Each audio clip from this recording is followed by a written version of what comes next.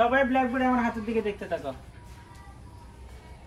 আমরা ক খ গ ঘ ঙ এই মূর্ধন্য ণ পর্যন্ত পড়ছিলাম, ঠিক না? আর একটু পড়ি, হ্যাঁ।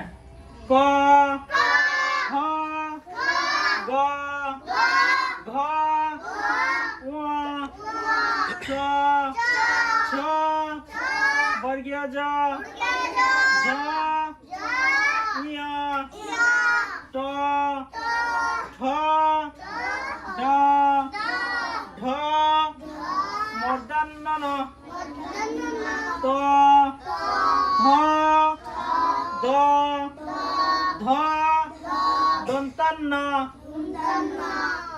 আমরা মূর্ধন্য ণ পর্যন্ত শিখছিলাম না? এখন বাকি আছে কি ত ত দ ধ দন্তান্ন। হ্যাঁ, তাহলে তোমরা একটা কথা শোনো। হ্যাঁ, আমরা এখানে যে বর্ণগুলো লিখছি, এখানে কয়টা বর্ণ?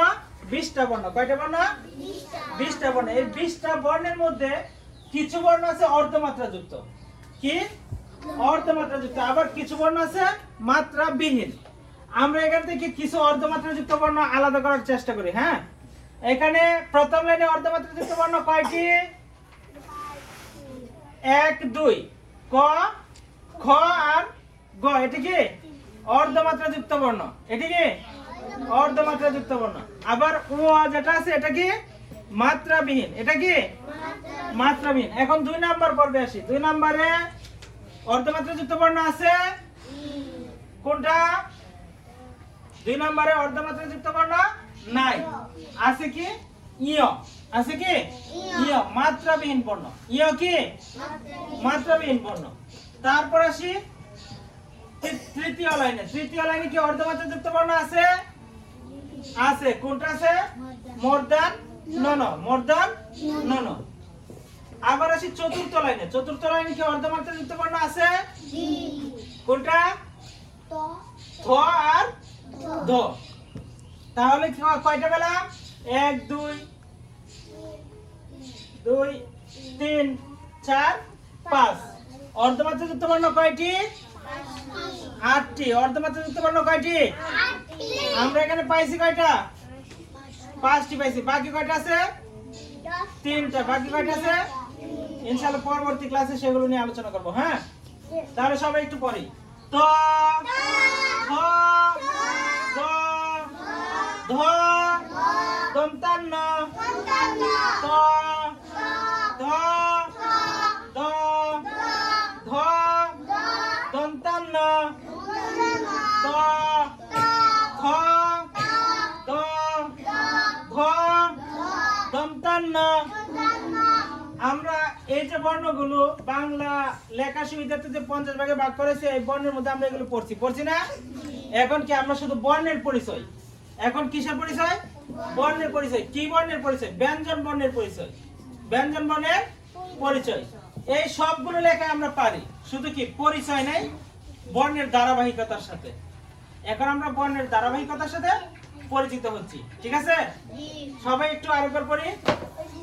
ক খ গ ঘ ঙ চ ছ বর্গীয় জ ঝ ঞ ট ঠ ড ঢ মূর্ধন্য ণ ত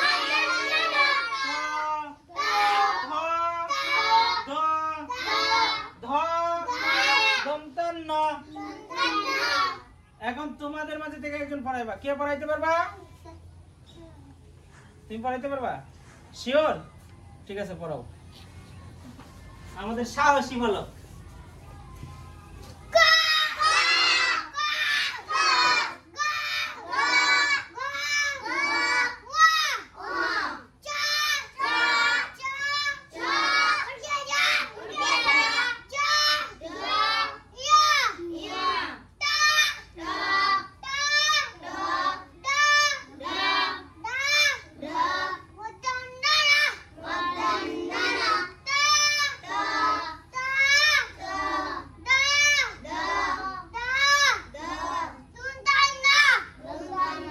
মাশাআল্লাহ।